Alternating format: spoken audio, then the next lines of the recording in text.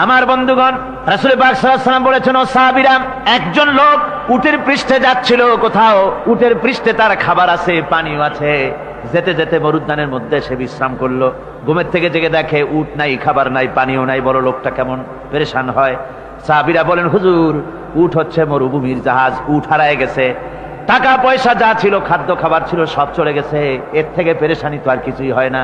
হুজুর বলেন, লোকটা খানিকক্ষণ চিন্তা ভাবনা করতে করতে কিছুক্ষণ পর দেখলো উট ফিরে এসেছে, সমস্ত টাকা তার ওই খাদ্য আর পানিও নিয়ে হাজির হয়ে গেছে। বলো কেমন খুশি হয়। হুজুর, হযরত সাহাবীরা বলেন, হুজুর, এর থেকে খুশি আর কি হতে পারে, লোকটার দিল তো ভরে যাবে। আল্লাহর নবী বলেন, ওগো সাহাবীরা, কোন বান্দা যদি আল্লাহ থেকে নাফরমান হয়ে যায়, নামাজ ছেড়ে দেয়, জিনা ব্যভিচার বদমাশি নাফরমানিতে যদি যখন লিপ্ত হয়ে যায়, উঠারা ব্যক্তি উট পাওয়ার জন্য যেমন পেরেশানি বোধ করে, আল্লাহ রাব্বুল আলামিন তার ওই নাফরমান বান্দার জন্য আল্লাহ রাব্বুল আলামিন ফিরে আসার জন্য আল্লাহ রাব্বুল আলামিন চান।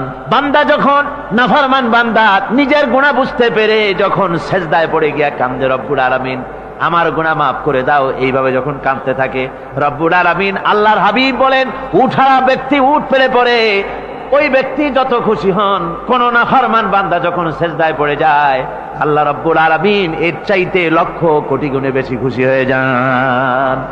আল্লাহ পাক হচ্ছেন রহমান রহিম, গাফুরুর রহিম। পৃথিবীতে এমন কে আছে, আপনি আমাকে বলেন, এমন কে আছে অপরাধ করবে না আর সে বলবে আয় তোরে মাফ করে দেই? বলেন, এরকম আছে নাকি? কেউ বলেন আছে?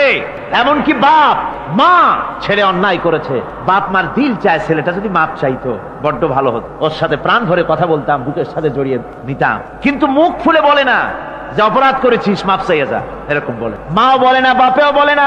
কিন্তু একমাত্র মহান সত্য রব্বুল আলামিন, বান্দা যখন গুনাহ করে আল্লাহ ডাকে, বান্দারে গুনাহ করেছিস ফিরে আয়, আমি তোরে মাফ করে দেব।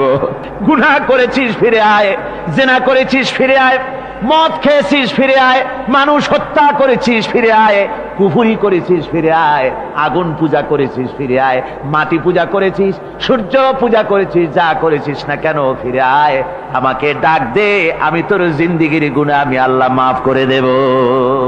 এই জন্য আল্লাহ রাব্বুল আলামিনকে যখন কোন বান্দা একবার ডাকে, দিল থেকে কলিজা থেকে একটা ডাক যদি দেয়, আল্লাহ হাজার ডাকের তুলনায় একটা ডাক আল্লাহ কলিজা থেকে ডাক। এই ডাকটা কোথা থেকে? কলিজা থেকে। দিল সে जुबात निकलती है, असर रखती है, पर नहीं मगर ताकते परवास रखती है। অন্তর থেকে যে কথা বেরোয় তা প্রভাব বিস্তার করে। কলিজা থেকে যদি কেউ ডাক দেয় আল্লাহ, কলিজার একটা ডাক আলাদা না? বলেন আলাদা কিনা? কলিজা থেকে ডাক, বলেন না সবাই আল্লাহ।